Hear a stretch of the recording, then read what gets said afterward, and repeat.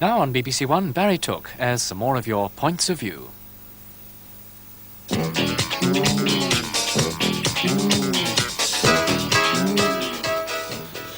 Good evening. Tonight we're mainly concerning ourselves with what you've all written about Triangle, which finished its present run on April the 1st. Now, the 9 o'clock news with Richard Baker.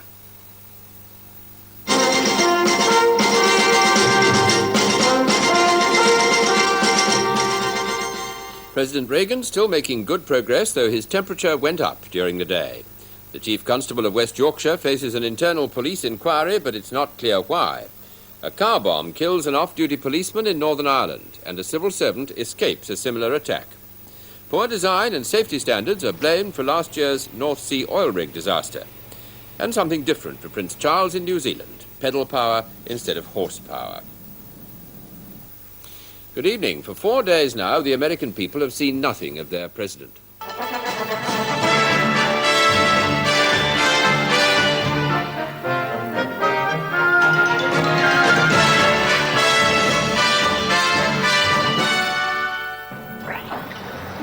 I think we're continuing to talk, continuing to work.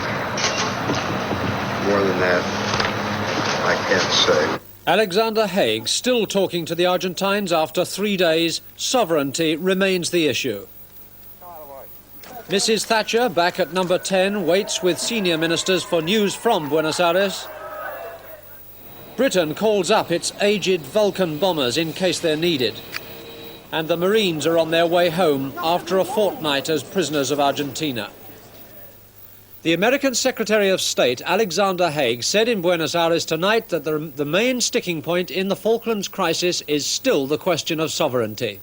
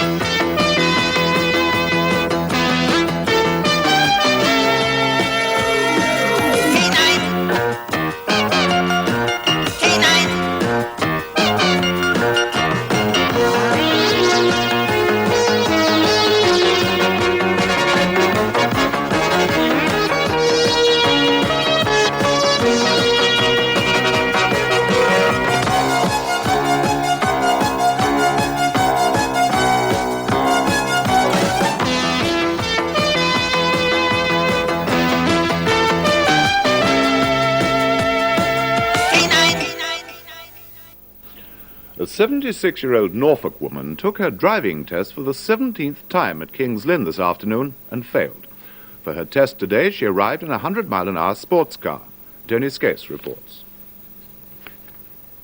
Mrs. Kathleen Hardy from Wells bought a Triumph TR7 for her latest driving test.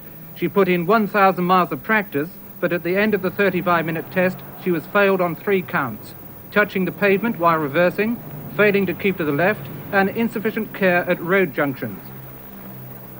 How did she feel about the result? I'm very fed up, extremely fed up. I think it's just too bad they're failing me every time.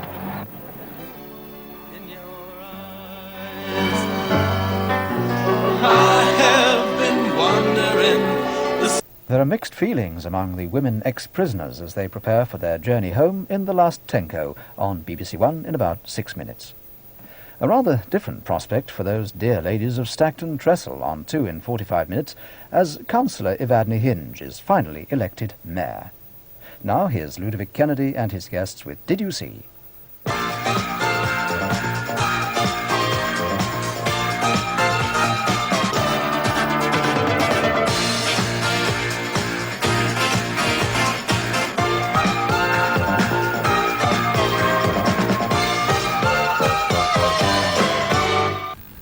Now the late news on 2, which includes a special report on today's Liberal Party Assembly at Southport. It's just after 11:50.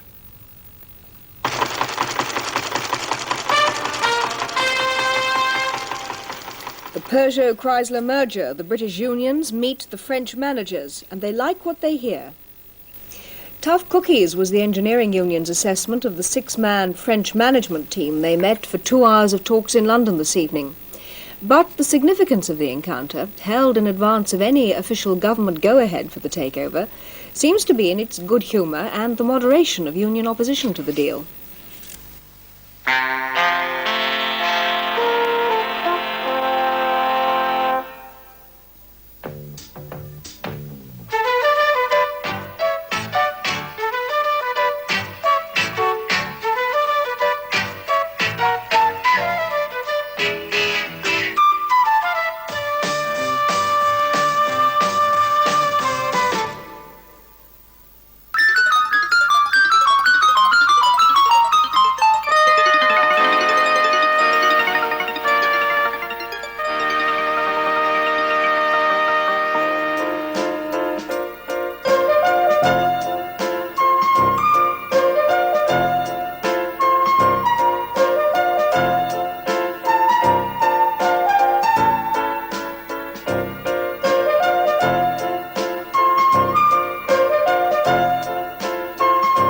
We'll be back tomorrow at 5 to 6, at least Sue Morley will. Goodbye now from me.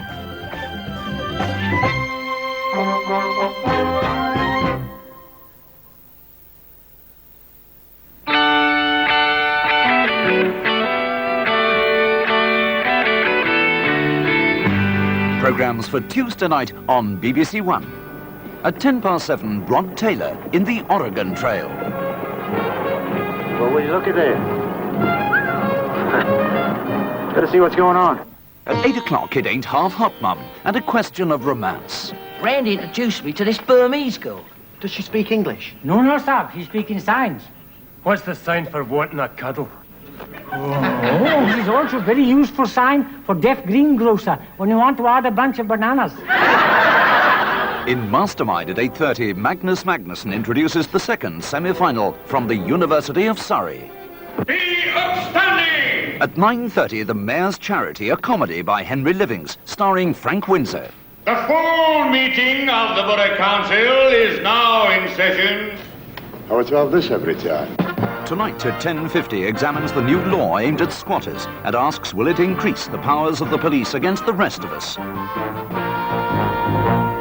David Bellamy examines the flora and wildlife of Crete in this week's Bellamy's Europe at 11:30 and asks if this beautiful island could be the legendary Atlantis. Programmes tonight on BBC One.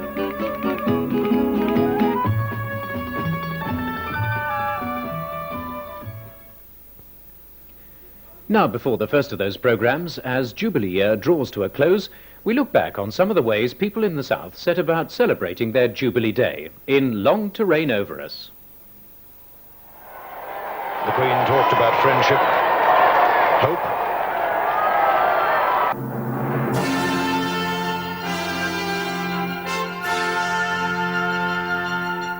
On for now, don't look too closely at the joins, just enjoy the performances of a brusque Clark Gable and a fiery Jean Harlow, Red Dust.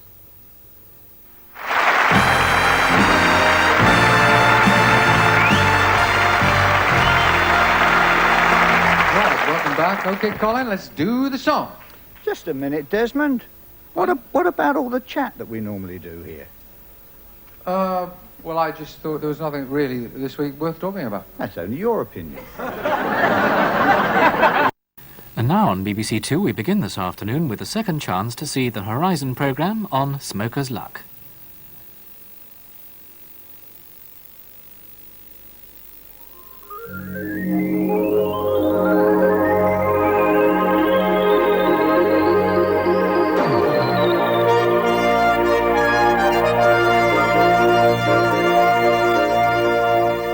For most of tomorrow, we're going to have a fine day, plenty of sunshine, especially in the southeast, but in these northern areas you'll see more of the sun than you saw today, so everywhere temperatures just a bit higher than they have been today.